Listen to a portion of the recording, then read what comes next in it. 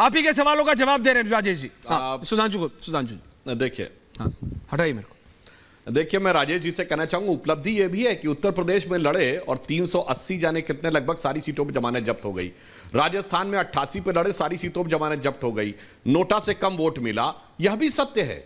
और दिल्ली में ही आप बड़े गर्व से कह रहे हैं, तो 2 बार आपको लोकसभा में 0-0 सीटें मिली, साथ में एक भी नहीं जीत पाए, वो भी थी। और आपने बड़ी अच्छी बात की राजेश जी, 10 साल पहले जाएंगे तो शीला दीक्षित की वो फोटो लगी रहती थी ना, ईमानदार या बेईमान। और वो फिर तो छोड़ दीजिए, बच्चों की कसम खाता हूं, गाड़ी नहीं लूंगा, सिक्योरिटी नहीं लूंगा, बंगला नहीं लूंगा, जाने क्या क्या, वो सब तो छोड़ दीजिए, चलिए वो करना पड़ा।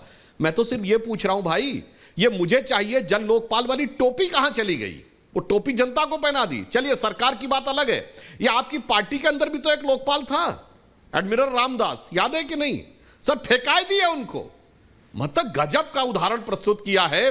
जो कहते थे हमें सरकार में लोकपाल चाहिए, अभी दिल्ली की बात आएगी तो कहेंगे हमने लोकपाल विधेयक पारित कर रखा है और एलजी ने अनुमति नहीं दी। मेरे भाई बताइए, वो पंजाब में कहीं नहीं लागू किया है? अपनी पार्टी का लोकपाल क्यों खत्म कर दिया है? इसलिए आपकी फितरत तो अद्भुत है साहब, आपसे तो कौन बराबरी कर सकता है। इसलिए जब आप पुरानी बातें याद दिलाएं तो बहुत सोच समझ के याद दिलाएं। हम दावे से कह सकते हैं हमने 72 साल में कभी कांग्रेस से समझौता नहीं किया। आम आदमी पार्टी ने 72 दिन में कांग्रेस से समझौता किया। इसलिए हमारी और आपकी राजनीति में जमीन आसमान का अंतर है। ओके, एंडिंग कमेंट्स अखिल स्वामी जी से शुरू कर रहा हूं। अखिल जी, प्रोफेसर साहब।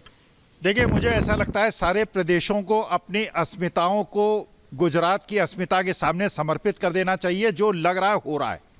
मुझे लगता है कि दिल्ली से राजधानी अहमदाबाद चली जानी चाहिए। सूरत में तो सारा हीरा व्यापार जो महाराष्ट्र से है, बंबई से आ रहा है, और सुप्रीम कोर्ट को सूरत या बड़ौदा में कहीं शिफ्ट कर दिया जाए। देखिए, जो हमारी प्रदेश की अस्मिताएं हैं, और ये साउथ वाले ने समझ लिया है। तेलंगाना में जिस प्रकार से उस व्यक्ति को मुख्यमंत्री बनाया गया जो पैदल चला, जो घूमा, जिसने संघर्ष किया, यहाँ तीनों ऐसे लोग मुख्यमंत्री बने हैं जिनका प्रदेश में कोई योगदान नहीं रहा। जिन लोगों का योगदान हो रहा वो पीछे रह गए, और जिनका योगदान नहीं था वो आगे रह गए। इसका मतलब यह है, कोई भी बीजेपी का नेता ये न समझे, अपनी जड़ों को मजबूत करने की कोशिश न करे। जिस दिन जड़ें मजबूत होंगी उसको उखाड़ के गुजरात लौकी फेंक देगी। ओके, अनुराग भदौरिया जी, एंडिंग कमेंट्स। जी भदौरिया जी, सुधांशु जी लास्ट में क्या गलत बोला? सुधांशु जी समझदार आदमी है, सुन लीजिए। आप बोलिए।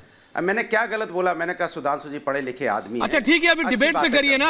आप नहीं, अभी पर्सनल मत जाइए, छोड़िए उसको। एंडिंग कमेंट्स है सुधांशु जी, डोंट डू दिस।